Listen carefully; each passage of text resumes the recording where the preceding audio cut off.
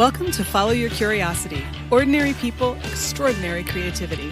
Here's how to get unstuck. I'm your host, creativity coach Nancy Norbeck. Let's go. When you hear the words children's chorus, you probably think of a pretty straightforward group of kids making music. If you're in Wilmington, Delaware, you have good reason to think of a whole lot more. Wilmington Children's Chorus Executive Director Lianna Magerr and Artistic Director Kimberly Doucette join me to talk about how they've gone beyond the rehearsal room to create an organization that reaches more than 500 kids in the Wilmington area, many from low-income neighborhoods, with the goal of empowering young people to change their world through music. I think you'll enjoy this conversation with Lianna Magerr and Kimberly Doucette. Lianna and Kimberly, welcome to Follow Your Curiosity. Thank you so much for having us. We're happy to be here. So I start everyone with the same question, which is, were you a creative kid or did you discover that part of yourself later on? Kim told me that we would probably get this question. So we actually talked about it earlier and my response was like, no, I was not a creative kid. I didn't want to have to come up with creative ideas on my own.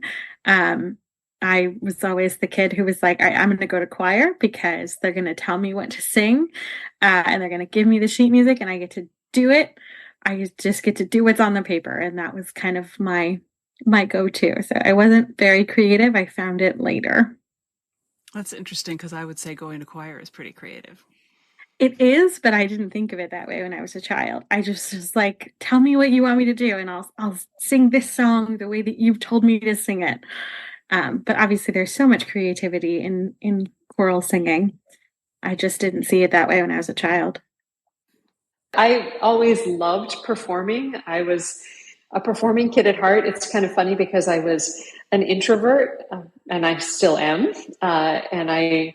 In real life, I didn't love being the center of attention, but when I got on stage, I did. And I always kind of loved exploring emotions through performing, whether it was in theater, musical theater, or choral singing, solo singing. So I certainly did express myself that way. I was never the type of kid that was composing or creating my own art other than I did some improvisation. I was a saxophone player in high school and I enjoyed jazz band and that kind of creative element too. Jazz band is awesome. I was always kind of jealous of the jazz band kids. So Lianna, when did you discover your more creative side? I don't know that I ever really thought of that as like a side of myself until I was much older and even an adult. I was always involved in like artistic and creative endeavors. But I was also really involved in like the back end of things. So I was a theater kid and I did theater throughout high school, but I also really loved my tech class and learning about theater technology and stage management and running things behind the scenes. Very appropriate for what I do now. So I always liked the arts, but I also liked learning how they worked kind of off stage and behind the curtain. And I was super interested in those elements. And I performed too, and I was in shows and I sang, and I loved those creative pursuits, but I was so interested in seeing the way that other people made those creative pursuits possible. So I was really interested in that world. And I think I hid my love of what was creative in sort of what was technical and kind of behind the scenes. But as I got older, particularly as I moved away from like, singing and teaching as part of my profession and became executive director of our organization, I was starting to really miss that creative side of my brain. So like joining a choir for fun was something I've done in the last couple of years because I missed singing. I missed having a creative outlet.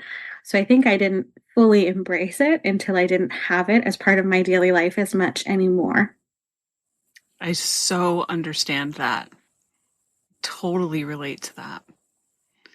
And Kim, what about you when, you did so many things, but, you have that introverted side too, but also I'm wondering, did you have like the sort of stereotypical parental reaction that was like, oh, she's into all of these creative things and that's great, but how's she going to survive in the world and, be able to pay her rent and all of that kind of stuff?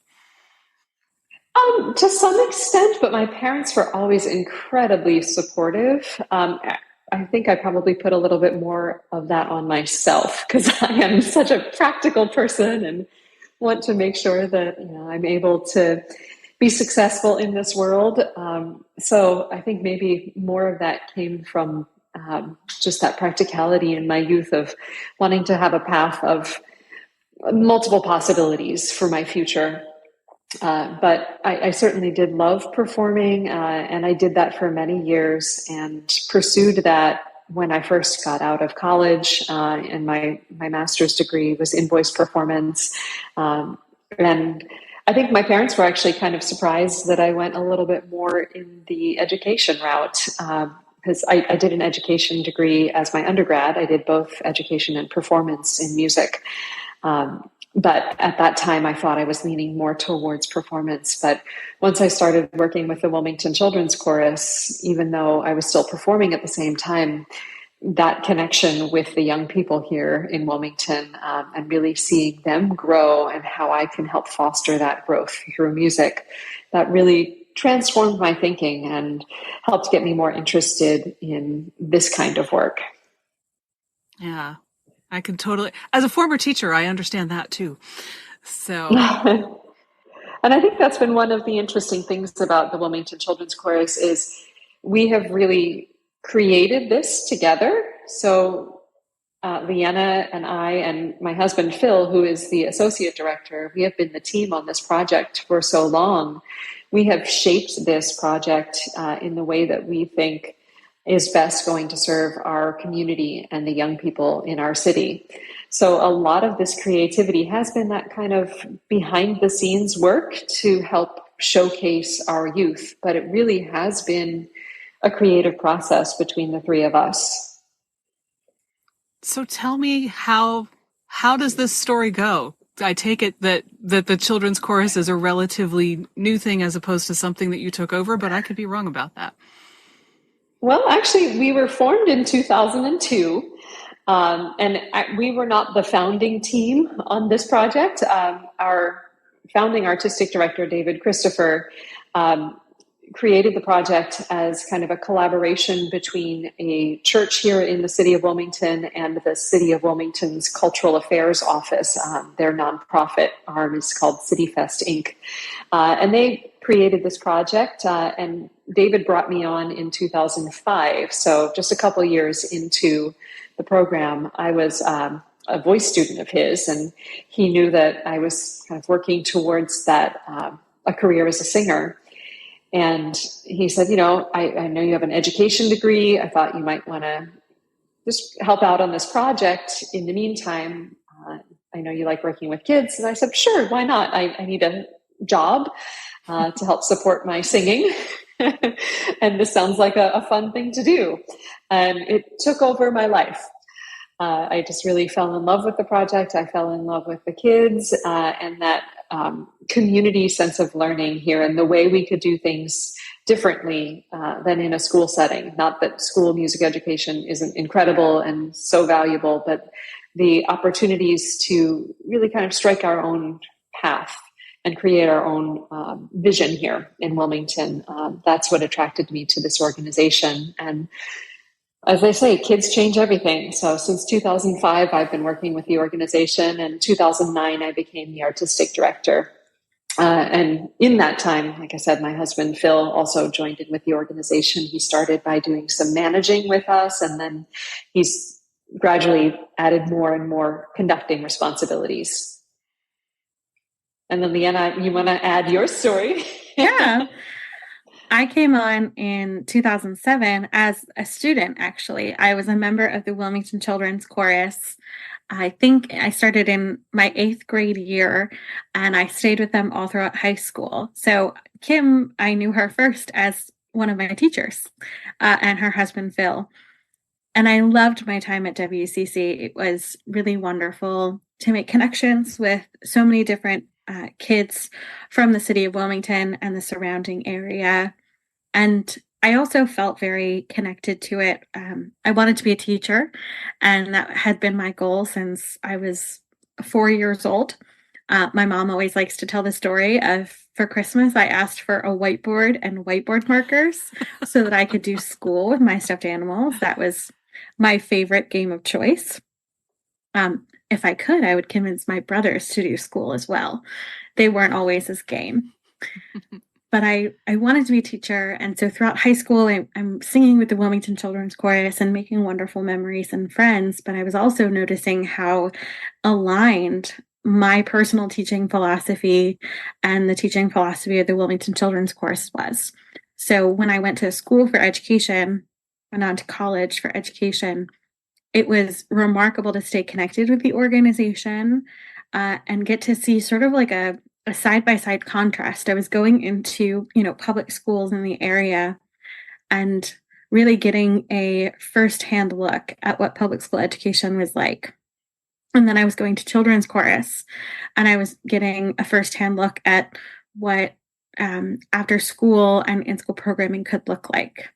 And I was really moved and connected to WUCC's commitment to high quality education, to our social emotional learning components, to our commitment to diversity, equity, and inclusion. These were all things that were super important to me as an educator. And while I was in some wonderful schools, I was also hearing from teachers, public school teachers at the time, who were like, don't come into this profession. I had multiple teachers tell me not to enter the teaching profession. And this was back in 2015, 2014, 2015. So some of these educators really were seeing the writing on the wall. And so I'd always been connected to children's chorus. It really had my heart.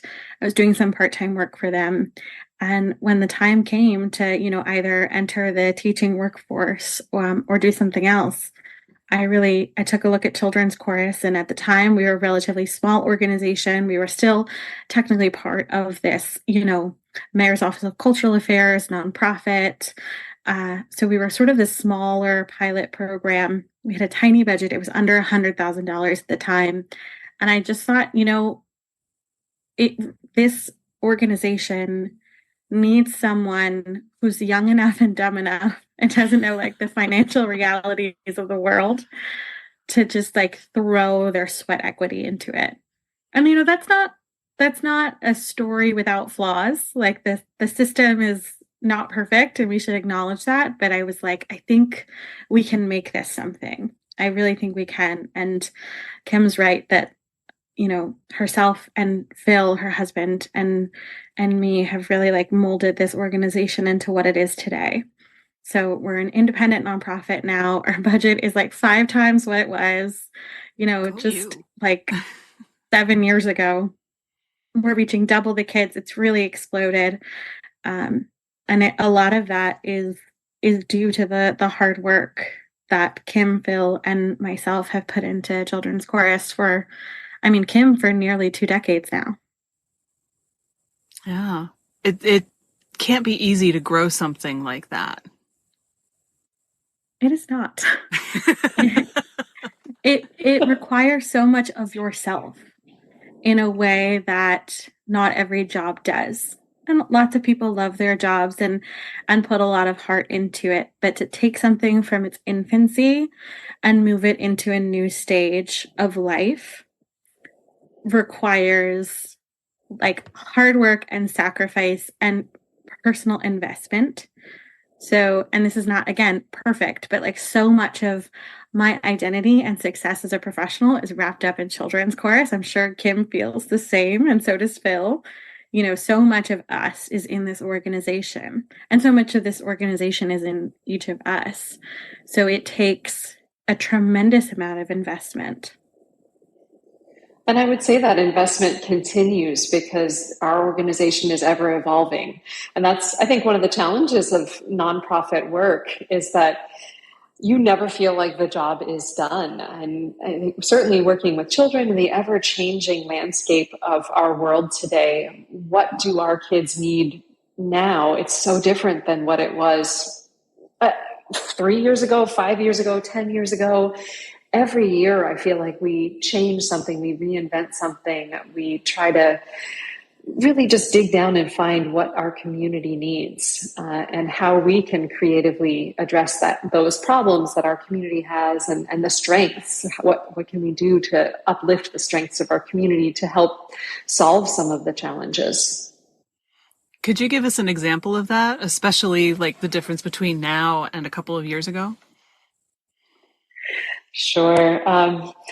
Yeah, I think, there are so many wonderful things that we experienced during the pandemic. Obviously, lots and lots of challenges, but that opportunity to stay connected when so many things were disconnected. We worked so hard to maintain some sort of sense of normalcy for our choristers, for the folks who were singing in our performing choir programs, and maintain as much connection as we possibly could. And we were able to really create very strong bonds because everything else was taken off of their plates. And now everything has come rushing back in. And it seems like, I don't know if it's more than it used to be, but it certainly is taxing our young people more than it used to.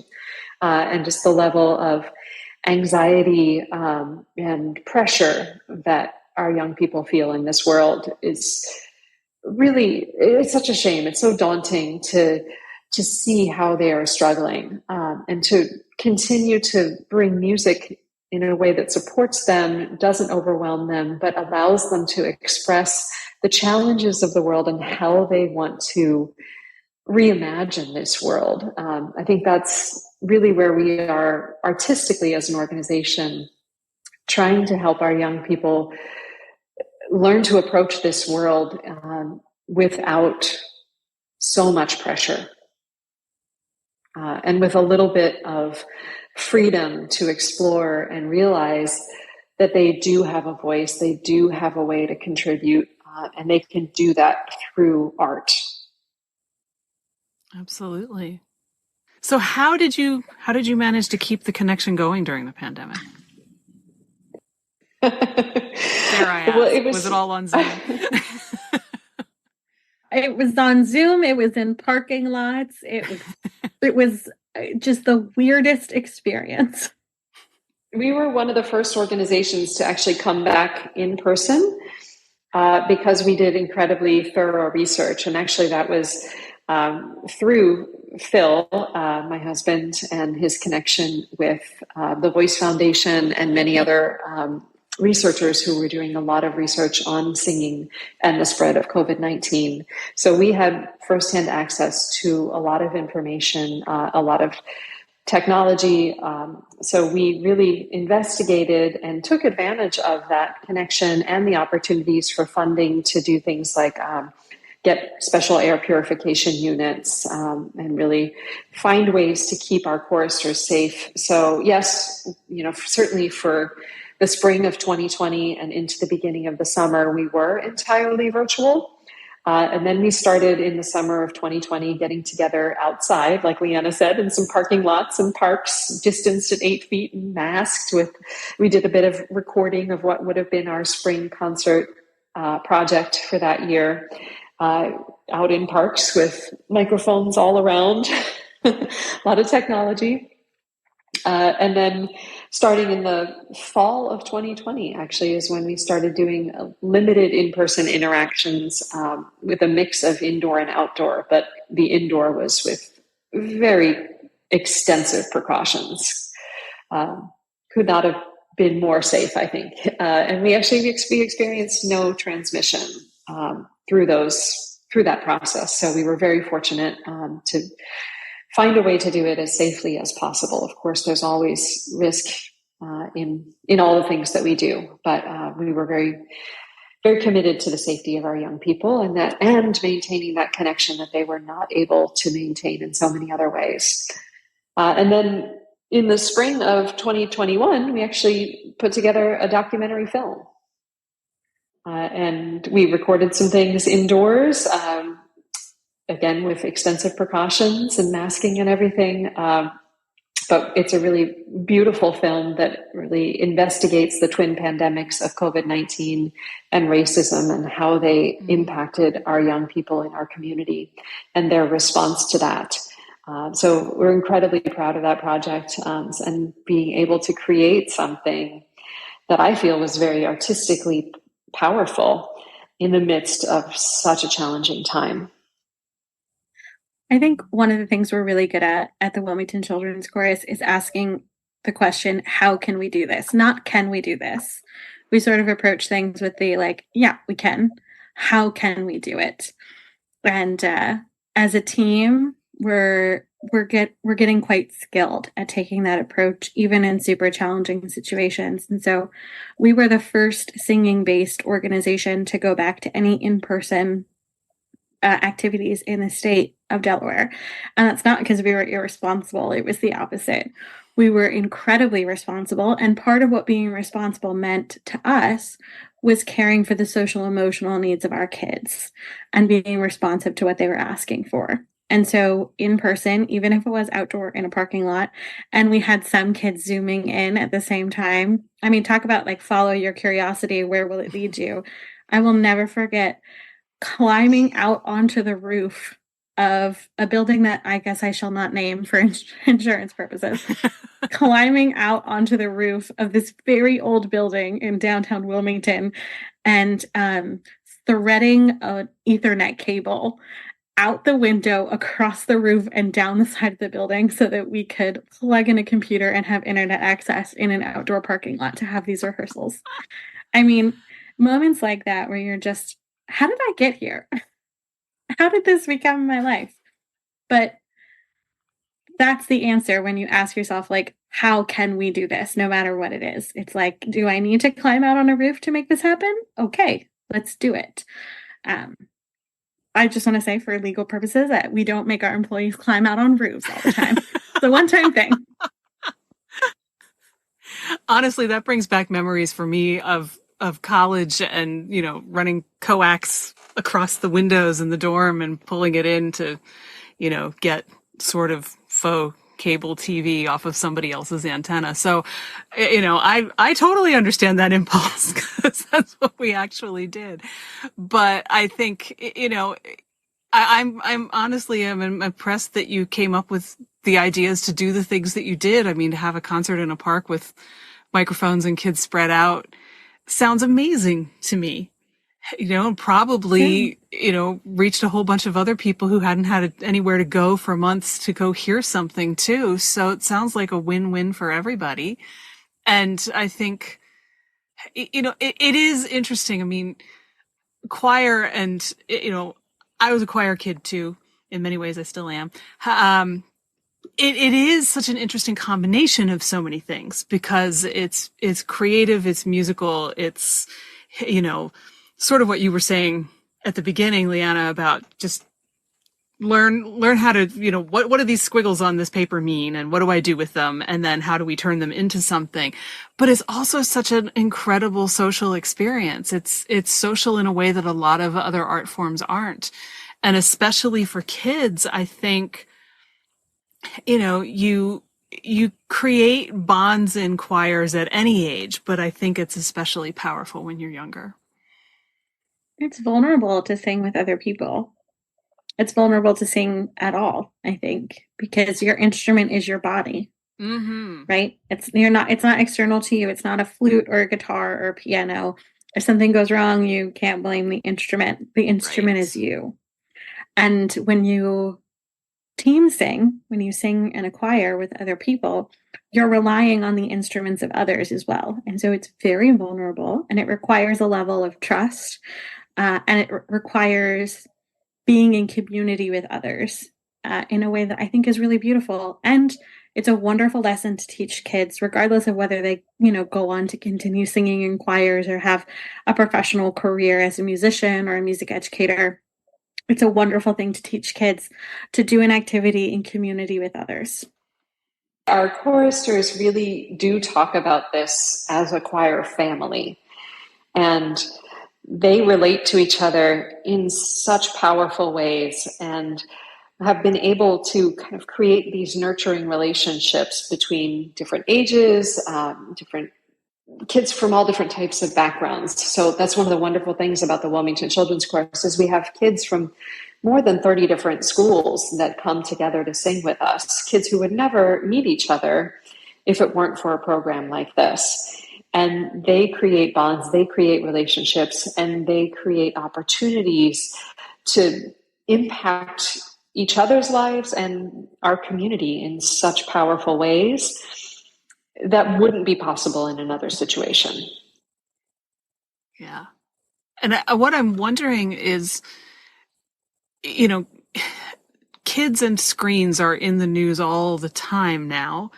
And is it hard to get kids to understand that this is a communal thing and that, you have to listen to the people around you and, you aren't there to critique them. You're there to do the best you can do while part of the group. I mean, that's kind of a complex idea. And does it take pretty easily, or does it take a little time and effort?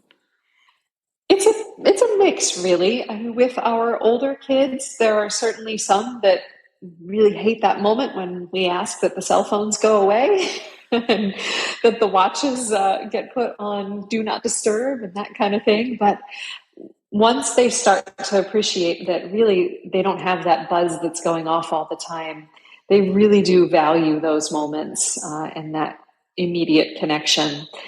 So yes, we do have some challenges with our high schoolers, but almost across the board, maybe not 100%, but almost across the board, they say that they do value that time once they have taken the devices away. I will say our younger kids are fine with it. They really dive right in. And, I really expected our younger kids to have more challenges after COVID, but they have rebounded quite well. That's really encouraging. You hear so many stories about, things that kids lost with remote school and things like that. So yeah, that is, I wish we could say it for everyone. I'm not sure that a lot of the rest of us have rebounded as well as the younger kids probably have.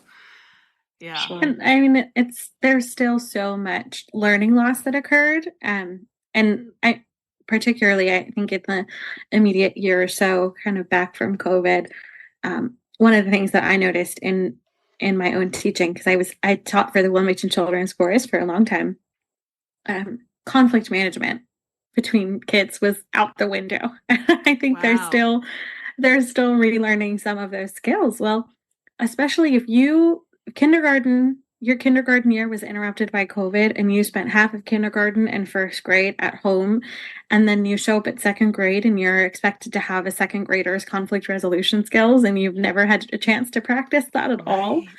How are you supposed to learn those things? They learn that by doing. And by having experiences that they navigate with their peers. And so that opportunity was not present. So I definitely think conflict resolution skills are something that are still being rebuilt with a lot of our kids of all ages, because you miss out on those years of practicing those sorts of resolutions with your peers, and you don't get them back. So you just have to keep building those skills over time. Yeah. You've got me wondering about all of the rest of us and our conflict resolution skills now too. When you haven't had some adults also need to work on their conflict resolution skills.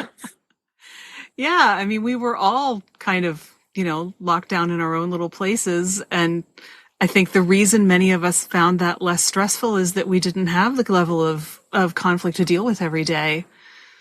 And so, yeah, that makes sense that we all got a little rusty on that.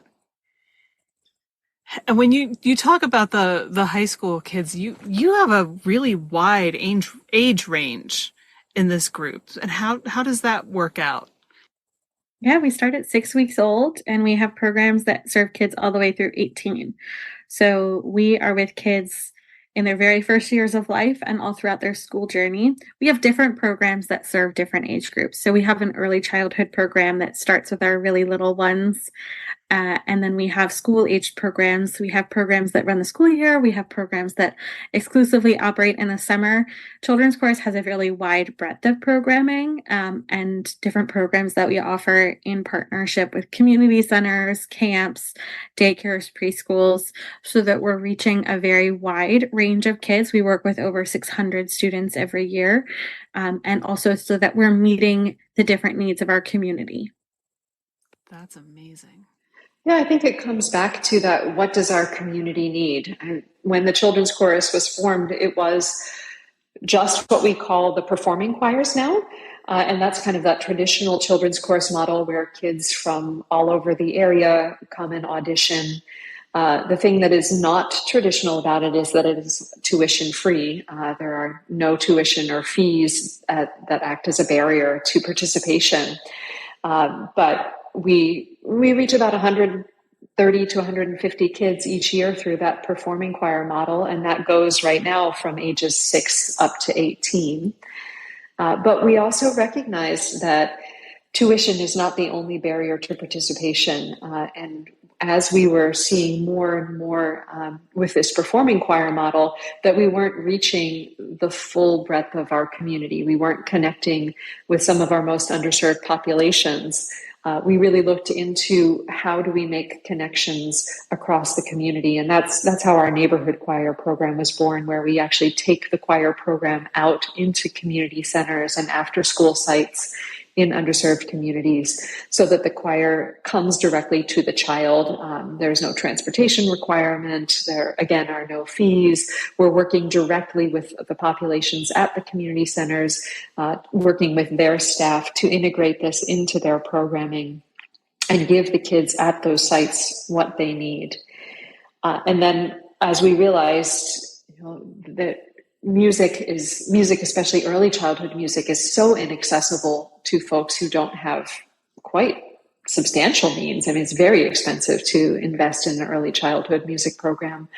We wanted to give that opportunity to bring music to those younger ages and help foster that musicianship and see what would be possible when we start working with a child at 6 weeks old and then potentially take them through their entire high school career to when they get to college or career, and see what that process would be like and how can we provide that to as many children in this area as possible and make their lives and our community better in that process.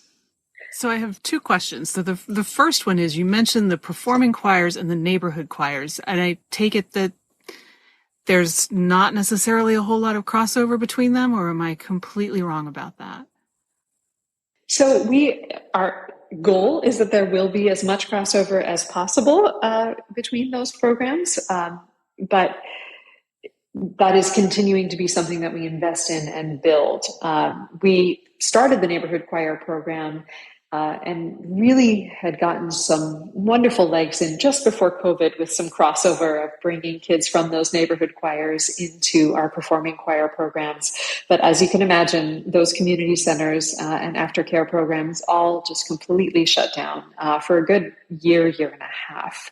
So we really lost connection with those and we're not able to get back into those programs in the way that we wanted to for quite some time. So we are reestablishing and rebuilding that crossover.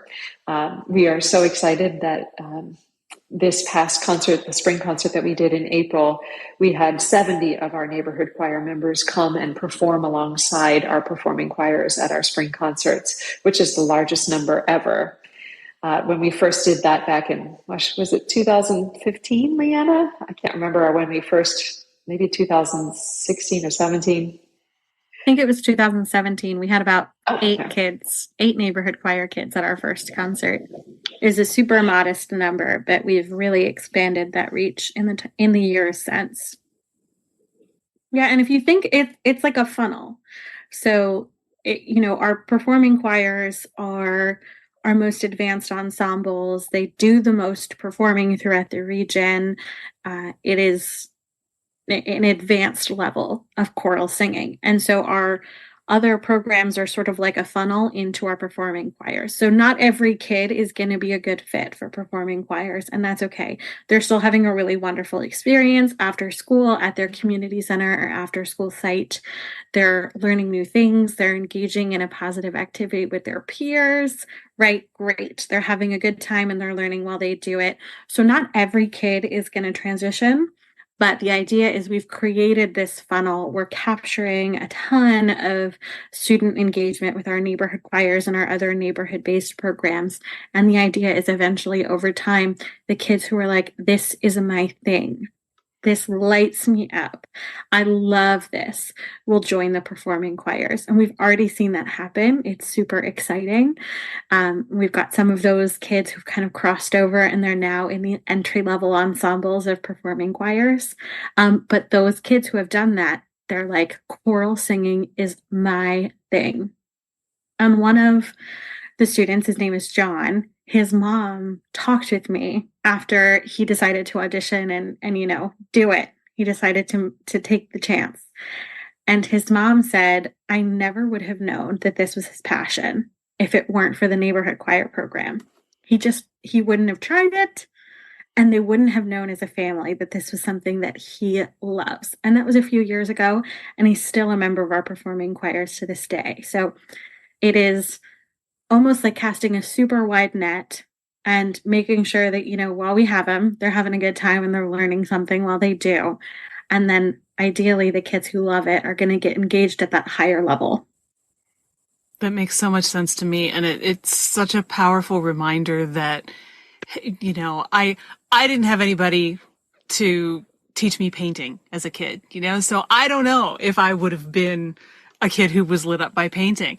So it's that exposure to all of these things that's so important. And, I think also for those of us who are too old for a children's chorus, just the willingness to go out and try new stuff, because you just don't know if you've never actually done it. But I love, unsurprisingly, I love stories like that one. And I'm betting that you end up with kids who go on and major in music and, do more things beyond age 18 too. Oh yeah, we certainly do. But I want to go back to that point of like, nobody ever taught you how to paint, so maybe you'd be a painter. That is a pervasive pattern, particularly in low-income communities, which is where we do the bulk of our work, partnering with community centers that are strategically placed in low-income communities throughout Wilmington. And one of the questions we often get asked is like, by our community center partners, they'll say like, okay, we'll have kids sign up for the program. And we always come back and say, no, we're going to work with every child in this grade range enrolled at your center. And sometimes that gets a little pushback and we have to talk it out, because the community centers are often worried, oh, if the kids don't sign up to be there, there might be some like behavioral challenges. And that's fine. We're used to that. We've got really accomplished teachers, great classroom management skills. That's not going to be a problem. But we work with everyone because not every kid is going to love choral singing, but every kid deserves the opportunity to find out if they do. And they don't often get that. They don't often have the opportunity in the way that upper middle class kids do, to try out a bunch of new things and find their thing. And so we would rather work with everyone across the board and say 10% of them are like, I love this. I love this and this is my thing. Amazing. The other 90%, they had a great time. They learned something. They tried something new, which is a skill to build up all in itself. But we would rather that every kid have the opportunity to decide for themselves if this is for them. Amen to that. And the genius of that is that the kid who might be embarrassed to want to try it in front of their friends doesn't have to stick their neck out because you're pulling in every kid. And I'm thinking in particular, my my parents are longtime choral singers. They got me in my first choir when I was probably about 4, though Lord knows if 6 weeks had been available, I'm sure they would have done that. And my brother was too. And he's the one who I heard him once singing in the house when he thought no one was there, and that's the only reason that he was singing.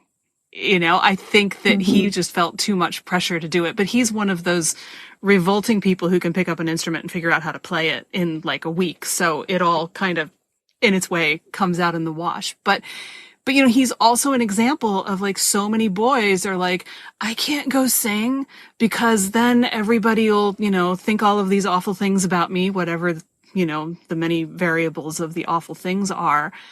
And you're just taking that right out of the equation, which is amazing.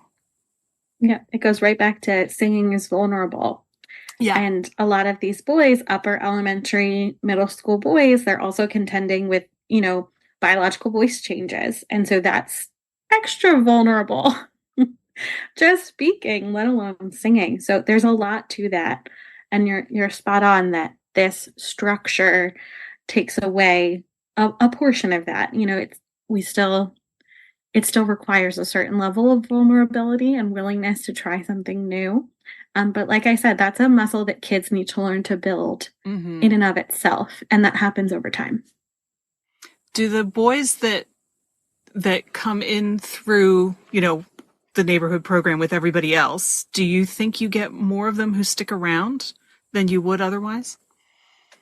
So we have a couple who have stuck around, but they're younger. We caught them early, like kindergarten, right?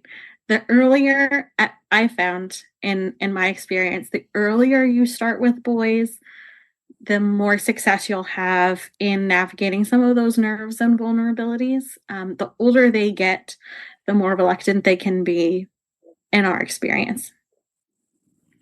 So do you have trouble finding enough boys for the older choirs so that you have a balance of 4 parts? That's always our search.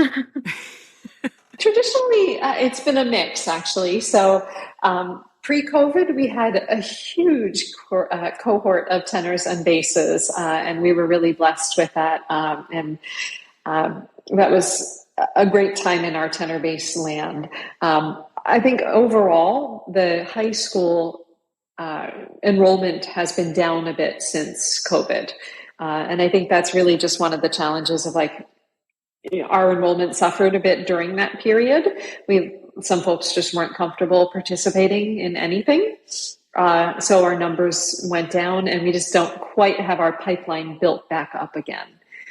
We do have a wonderful cohort of young guys in our youth choir that I'm confident will repopulate our tenor bass ensemble, but the numbers have gone down. I mean, we had nearly 40, I think, in that ensemble pre-COVID. Wow. So it was quite large for us.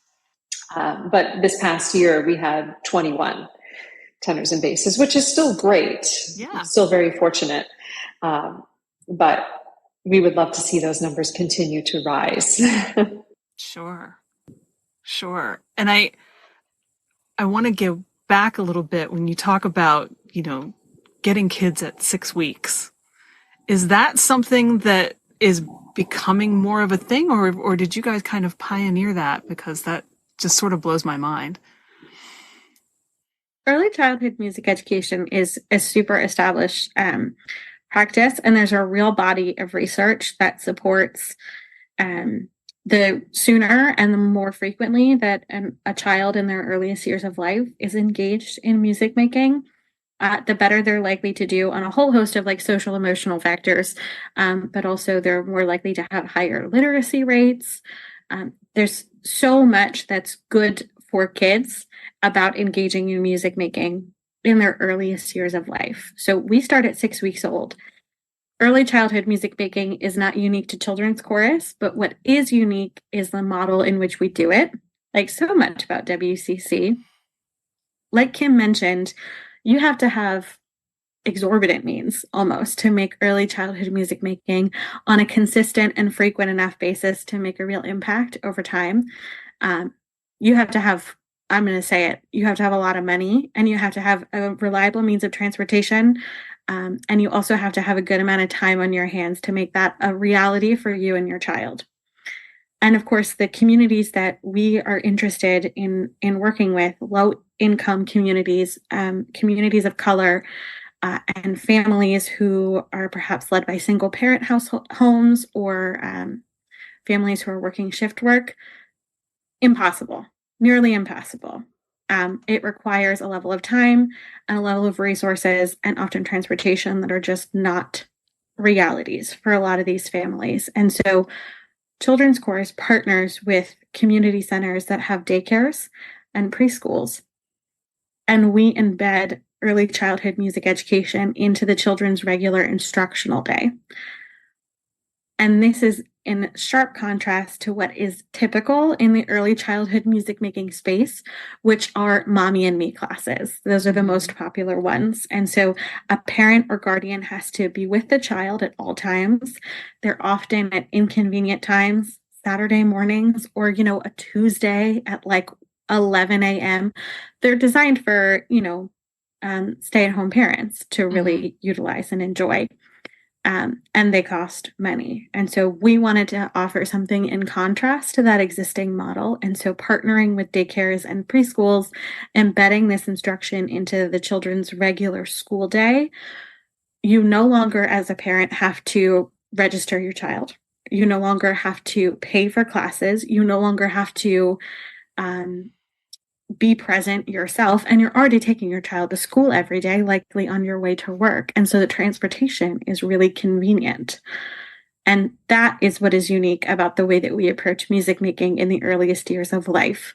Again, what is the least burdensome way that we can get music into the lives as many kids as possible across Wilmington? How can we do that? And that is one of our answers. That's amazing.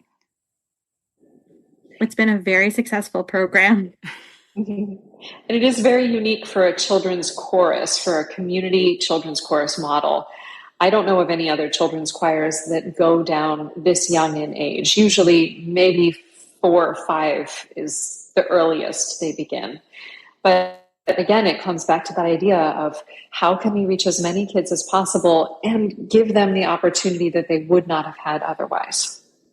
Yeah. I mean, it seems like in so many ways it's so clever, and yet I don't think clever was your goal. It's such a fabulous combination of outreach and also building up the kids who are likely to come and join, when they're 6 or 15 or whatever, that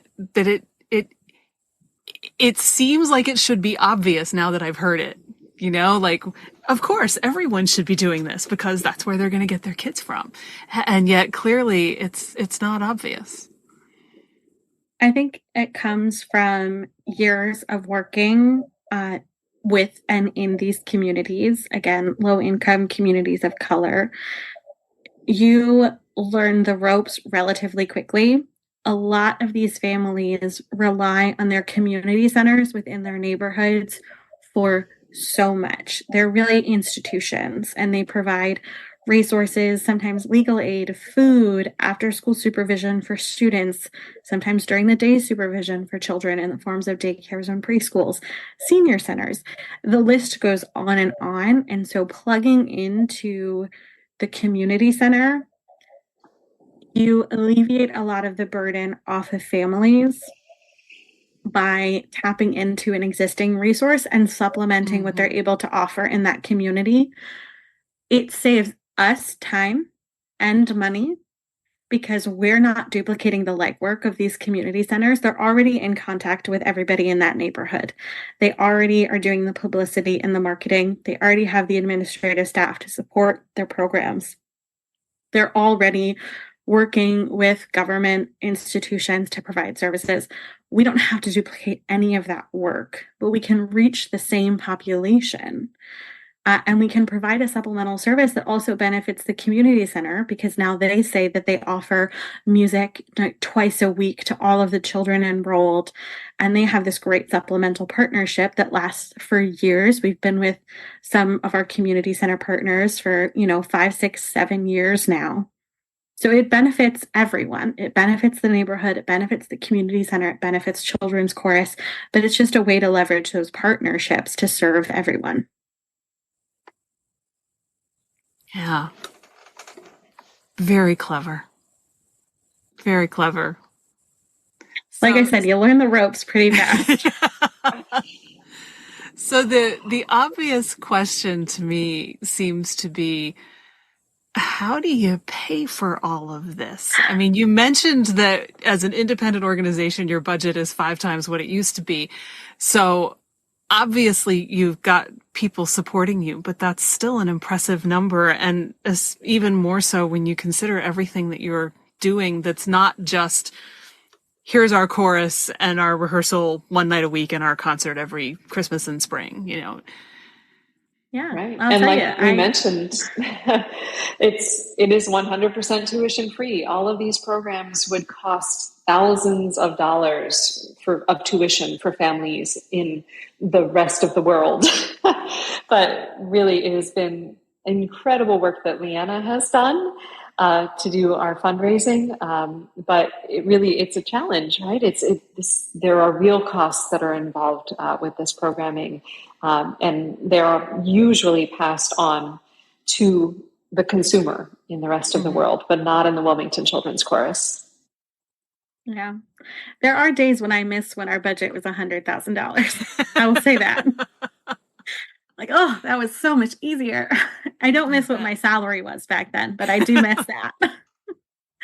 Yeah. So Kim said it perfectly. We don't pass on the costs of operating our programs to kids and families. This is for a few reasons. Most of the families that we work with are low to moderate income households. That's 84%. So we don't want to place an undue burden on these families who just want to provide exceptional music experiences for their kids, right? And we also have a trust-based sort of funding model with the remainder of our families. So if you can afford to pay, but of course we don't charge, a lot of those families contribute through donations, and they give quite generously to support the Wilmington Children's Chorus, not just because their child is in it, but also because they see and they recognize the value of what we offer our entire community. And I should also mention that, you know, the 86% of our families who are low to moderate income, they also donate. So folks give what they can to support the Wilmington Children's Chorus because they love it, because they've recognized the value that it has in Wilmington, and because they want to see it continue and grow. And so a lot of our families donate to support, most of our families donate to support. We also get funding from, you know, some corporate sponsorships and event proceeds, things like that, and grants from charitable foundations. That is the largest percentage of our budget, about 50%. Comes from area foundations and philanthropic gifts. And I guess it just depends on how spicy I want to get on this podcast and, you know, who I want to throw under the bus. No, I'm just kidding. But the tricky part about that is that the financial winds shift on a dime. Mm-hmm. With these large foundations, these corporations, these institutions, they're in business to do good and protect their assets. And one of those gets priority, right? Mm-hmm. And so when things are good, they're great and they're in business to do good. And when things shift, they're in business protecting their assets. And to a certain extent, that makes sense, because if they're not in business to protect their assets, then there will be no assets in the future to support all of the good that needs to be done in our community. But like, for example, from March to now, the financial winds have completely shifted, at least in our community. And we're hearing this from all other arts organizations and the many nonprofits that we work with and partner with. It can happen that quickly. In under 3 months, our entire fiscal landscape has kind of shifted. And now folks are getting nervous and they're starting to tighten their purse strings. And so what Children's Chorus has always done and continues to do is build the ship for a bad year so that you can weather that when it comes, and manage that sort of changing fiscal landscape accordingly. So that's always been our model. That continues to be our model. But yeah, in terms of how we fund it, lots of different ways. And we rely on the goodwill, and sort of the trust and the support of our entire community. And that's worked really well for us over the years. Wow. But that also kind of seems obvious to me now that you've said it, because you're in so many parts of the community. So there's more of an incentive for people to come together to keep you guys afloat. Yeah, so many folks really just love the work of the Children's Chorus. And so many folks are invested in seeing the work that we're doing, particularly in low-income communities, in collaboration with, community centers and daycares, preschools, after-school sites. They recognize the value that adds to our city, and they want to see it continue. And so we're able to hit a lot of different marks for people. So yes, we are an arts organization and we are providing excellent music education. And so that is one community of donors and philanthropic supporters, right? But we're also supporting after school sites and out of school time activities for kids. And so that is a whole area of philanthropic donors and supporters.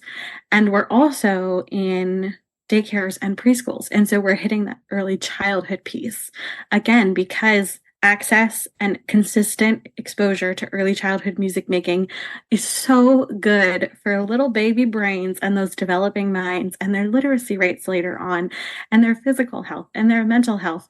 We're hitting the early childhood piece. So we're operating in a few different fundraising spheres, and all of them are contributing to our financial success in some way. I mean, that just sounds smart on top of everything else. They always say you shouldn't invest everything in the same place, so it makes sense that you shouldn't be pulling from the same sources to fund a project too. We try to be financially savvy. Yeah. And Lianna mentioned, that we have a lot of families who contribute to the Wilmington Children's Chorus from our member base, but we also have a lot of individual donors from throughout the community who just value what we do here. And anyone anywhere can contribute to the Wilmington Children's Chorus. Just visit our website. So if anyone's inspired. Yeah, hint, hint. Thank you for the plug, Definitely. Kim. I think there is so, you guys are just like a living argument for why the arts make such a vital difference for kids and for a community. And, obviously it's this widespread impact in so many different ways. And I think that also must make it a really easy yes for people. From your lips. You'd be surprised. Oh, I'm sure. But at the same time, you can point to all of these things and all of these kids whose lives are better than they would have been otherwise. So, it must make advertising, or I guess you don't really advertise for fundraising, but, still, it must make the case much easier to make. We have exceptionally run programs. Kim and I, as a leadership team, I think we have a good reputation in the community, which is honestly like 60% of fundraising. People give to leaders. They don't really give to organizations. That's the reality. And that helps a lot. And I think Children's Chorus has a reputation for being a really well-run, savvy, responsive organization that does good work in the community. And so we just want to maintain that. And I think the reason we've had so much success is because we do what's best for kids. We put kids and their education first. And the results that follow that are going to be exceptional because they center the child and they center the family and they center what our community needs. I think sometimes people try to put the cart before the horse in that way. Mm-hmm. And they're like chasing good results, but what you really need to do is just prioritize what's best for kids and what's best for their education, and that's where excellence follows. Boy, that sounds like a fabulous slogan right there. I should go on a bumper sticker for arts education. That's fantastic. Well, is there anything either of you would say to someone who's listening to this episode and thinks, "Wow, I want to do something like this where I live"? I mean, I think really the key is to learn about your community and to see what is missing and what you can provide that is different from what exists. And I think that's really the process that we've been in with the Wilmington Children's Chorus, is delving into our community. And it's interesting because none of us grew up in Wilmington. Lianna, Phil, or I, we now have a program coordinator who grew up in Wilmington and knows this community inside out. But Lianna, Phil, and I have thrown ourselves into the Wilmington community in very powerful ways, and we love where we live, and we want to make it better, and we want to enrich the lives of the people here. So that's really the key is, what does your community need and how can you help? What skills do you have? Sorry, Kim. For sure. No, absolutely. Yeah, check your ego at the door.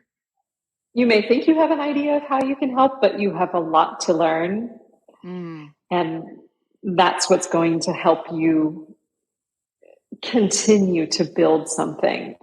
Just that idea of always listening, always being ready to learn, always waiting to hear from others about what they need and how you can help, not just trying to force your goal on others. It's a very humbling experience to build something with your own hands and then have someone tell you, I don't like it and I don't want it. Trust me, we've all been there. It's humbling. And so check your ego and be ready to respond to that. It's just because you've built it doesn't mean the people want it. Start with what the people want. And I think that's one of the really cool things about the Wilmington Children's Chorus. I feel like that collaborative spirit is something that is really built into our organization.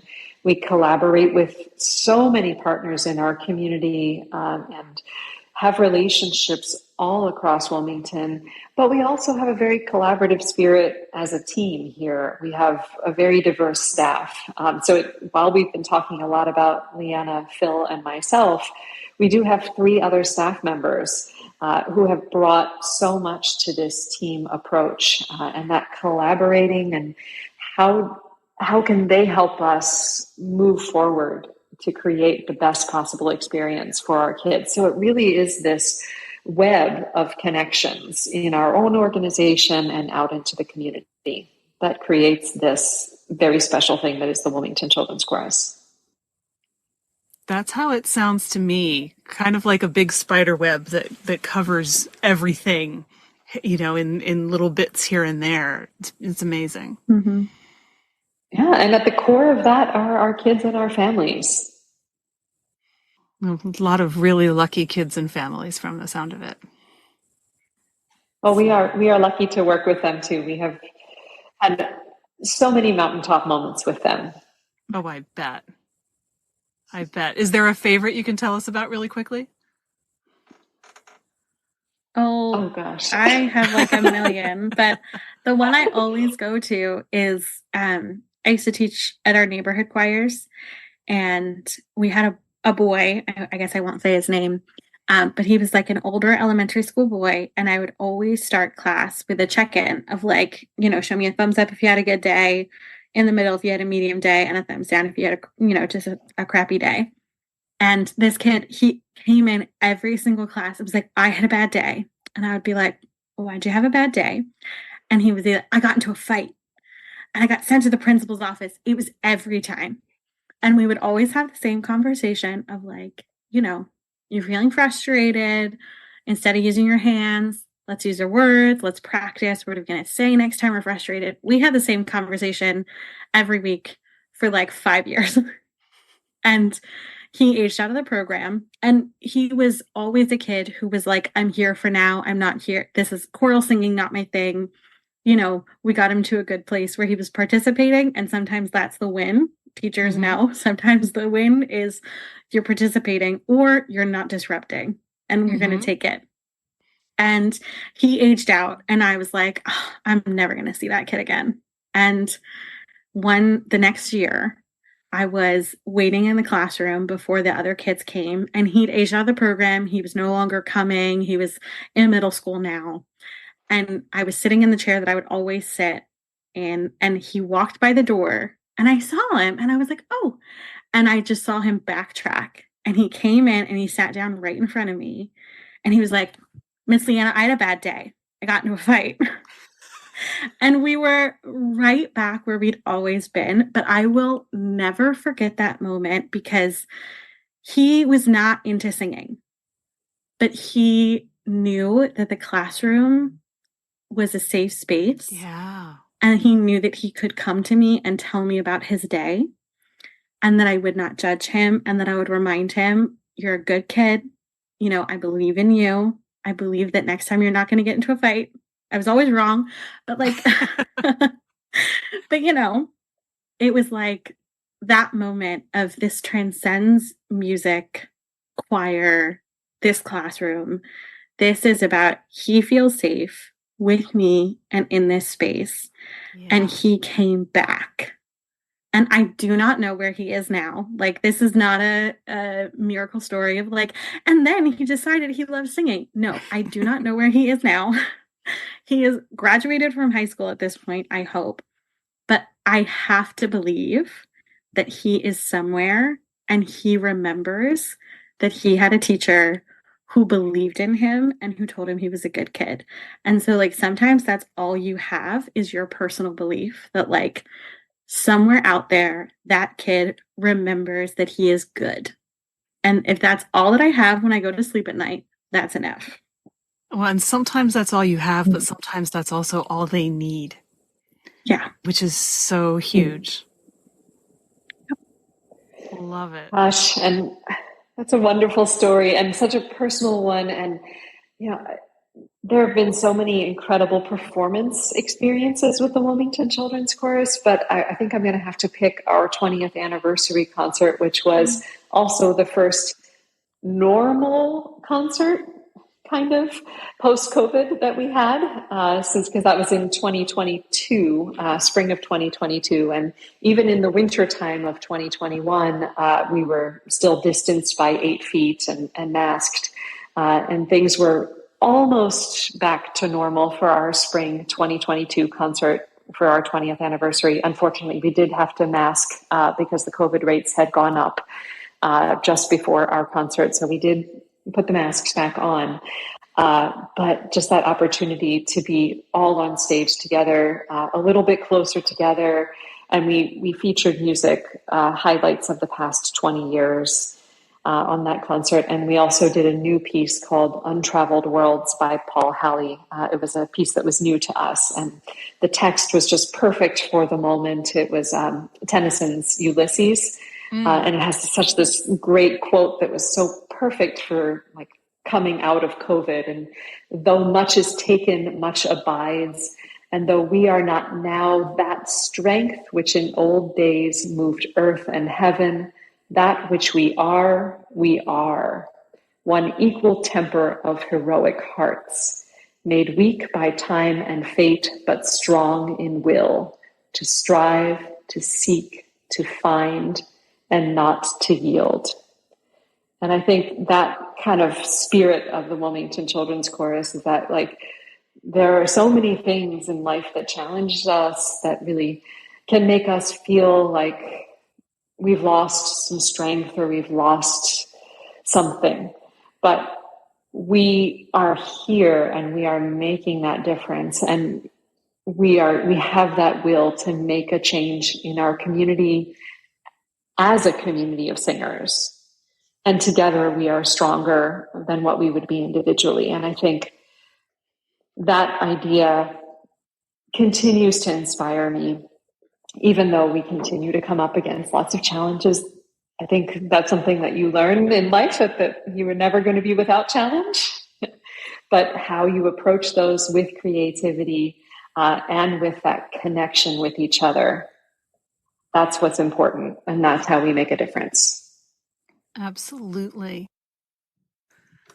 Well, I am overwhelmed by everything that you do, honestly, and I love that you have taken this comprehensive approach and are doing so many things. And I think that it will yield fruit in ways that you probably won't even know a lot of. But the influence and the effect will be out there. And I think that alone is a worthwhile thing to do. The fact that you get to make music on top of it is just kind of the bonus almost.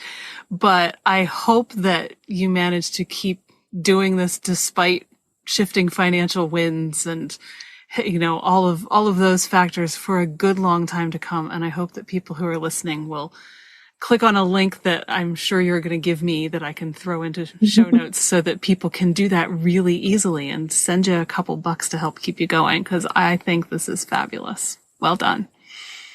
Oh, thanks, Nancy. We'll absolutely send you the link.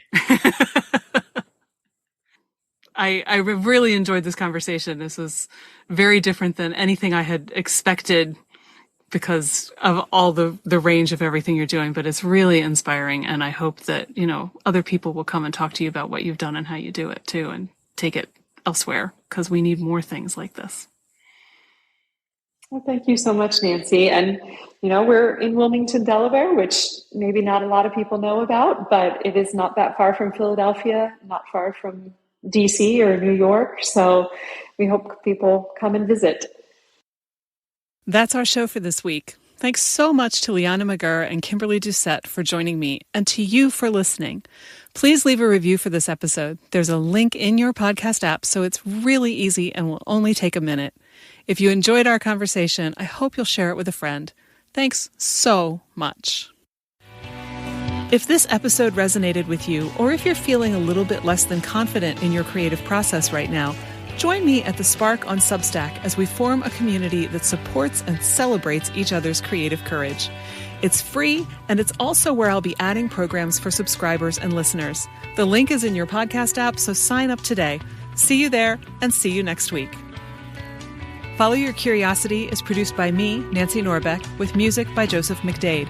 If you like Follow Your Curiosity, please subscribe, rate, and review on Apple Podcasts or wherever you get your podcasts.